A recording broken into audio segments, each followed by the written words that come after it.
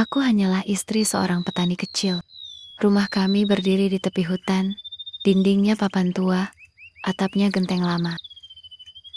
Kami tidak punya kursi. Di ruang depan, hanya ada tikar seadanya. Kami tidur di atas kasur pemberian mertua. Dari rumah itulah aku membesarkan 3 anak kami yang masih kecil. Anak yang pertama SD kelas 5, yang kedua masih TK. Sedangkan yang paling kecil berumur 10 bulan. Anak-anak yang tiap malam tidur dengan perut pas-pasan.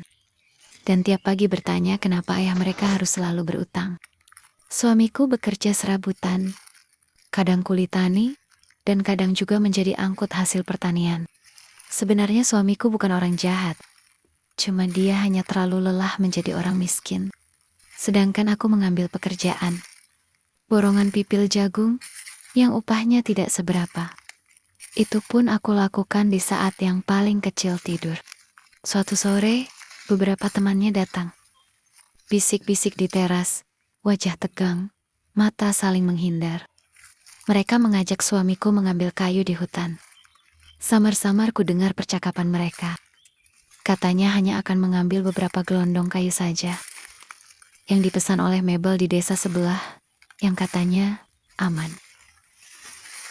Tanpa pikir panjang, suamiku mengiyakan ajakan teman-temannya tersebut. Karena beberapa hari ini, aku lihat suamiku tidak bekerja. Karena tidak ada tetangga yang menyuruh dia. Aku tidak ikut campur. Karena aku tahu, jika aku melarang, lapar tetap datang. Di saat malam yang telah ditentukan, malam itu, hujan rintik-rintik. Suamiku menyalakan mesin sepeda motornya, lalu berangkat dengan sepeda motor tuanya. Aku hanya bisa melihat dari sela-sela balik pintu yang berlubang. Mataku tak bisa kupejamkan, sedangkan anak-anak sudah terlelap. Aku menunggu dengan perasaan tak enak, dan firasatku benar.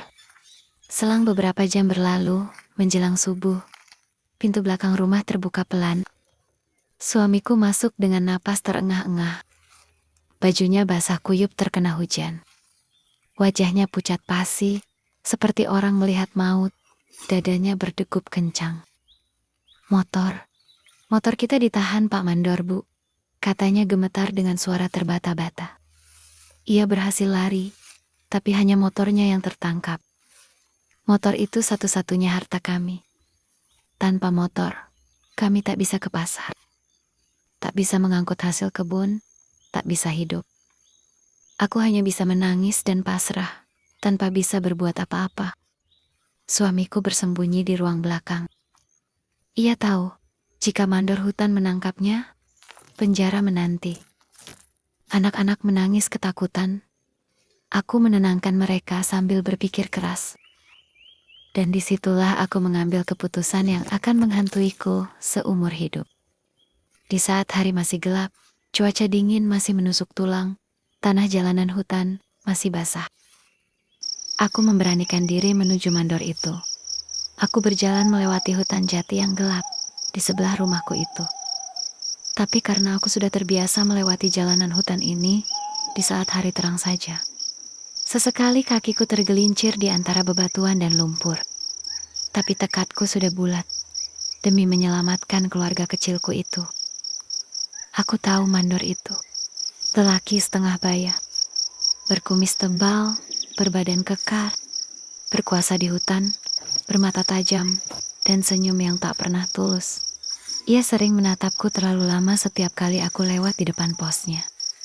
Dengan nafas yang terengah-engah dan perasaan campur aduk, aku terus melangkah menuju pos tempat mandor itu berada.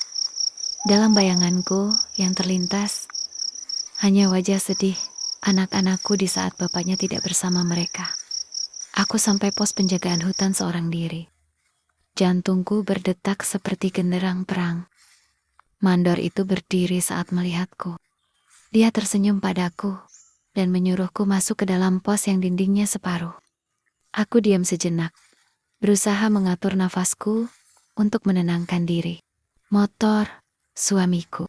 Itu satu-satunya yang kami punya, Pak. Kataku lirih dengan nada wajah memelas. Dia tertawa pelan. Hukum tetap hukum, katanya. Tapi matanya melihat tubuhku tanpa berkedip. Aku memang tidak cantik, tapi kata orang-orang, bodiku gemoy, padat berisi. Gunungku besar. Selang beberapa saat, percakapan itu berubah arah. Kata-kata berubah menjadi sindiran dan godaan yang menjurus pada rayuan.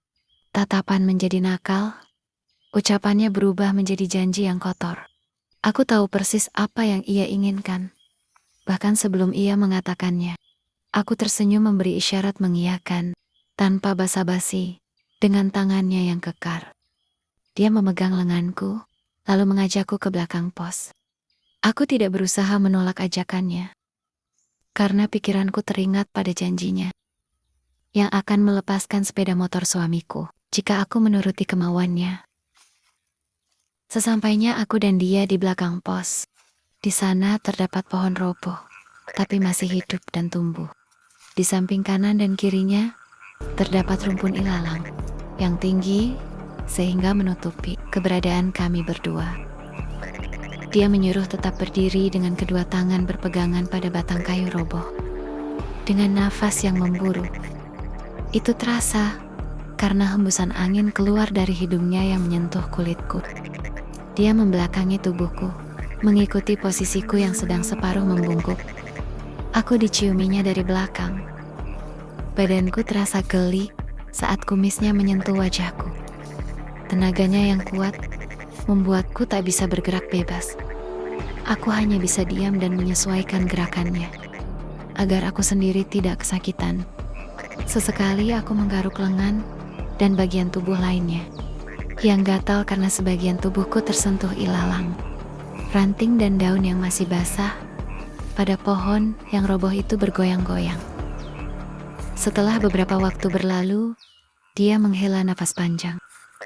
Aku berusaha berdiri tegak. Pak Mandor itu telah menodai kehormatanku sebagai seorang istri. Aku hanya bisa pasrah dan berusaha menahan semua itu karena teringat akan janjinya. Di pagi buta itu, serasa waktu berhenti. Batang pohon itu serasa mencibirku, dan angin yang berdesir pelan serasa menertawaiku. Setelah Pak Mandor itu selesai dengan hasratnya, aku berkata dan mengingatkan akan janjinya tadi. Setelah aku berbalik arah kembali ke pos, dan tanpa kata-kata lagi, aku pulang dengan langkah berat. Dan perasaan berdosa kepada suami dan anak-anakku.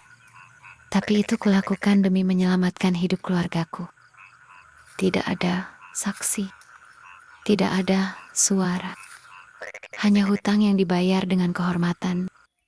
Sesampainya di rumah, aku menemui suamiku yang lagi bersembunyi di kolong tempat tidur. Dan anak-anakku masih terlelap. Setelah memastikan keadaan dalam rumahku baik-baik saja. Buru-buru aku ke kamar mandi, aku buka pakaianku. Kulihat ada beberapa bekas merah pada sebagian tubuhku. Mungkin karena goresan ilalang tadi. Aku menangis sedih. Menahan luka goresan itu setelah kubasuh dengan air. Dan aku beraktivitas seperti biasanya. Aku langsung mencuci beras untuk memasaknya, sebagai sarapan anak-anak yang akan pergi ke sekolah. Beberapa jam kemudian, pintu rumah kami berbunyi. Aku ke depan untuk memastikan siapa yang datang. Pak Mandor sudah berdiri tepat di depan pintu dengan motorku yang terparkir di halaman rumah. Mandor itu menyerahkan kunci sepeda motor sambil tersenyum puas. Sebelum Mandor itu berbalik untuk pulang, dia menatap wajahku sambil mengedipkan matanya menggodaku. Aku hanya membalasnya dengan senyuman. Yang sebenarnya aku jijik membalas senyuman itu. Seolah-olah kami berbagi rahasia yang tak boleh mati. Setelah beberapa menit berlalu, Mandor itu pergi dengan langkah sombong, seperti baru memenangkan perlombaan. Suamiku keluar dari persembunyiannya memelukku erat.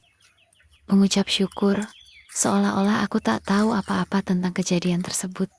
Dan aku hanya bisa tersenyum sambil menangis dalam diam. Dari hatiku yang paling dalam, aku merasa berdosa pada keluarga kecilku. Sejak hari itu, setiap kali sepeda motor tua itu menyala, aku mendengar suara hutan berbisik. mengingatkanku bahwa keselamatan keluarga kami ditebus dengan pengkhianatan yang tak pernah bisa kuhapus.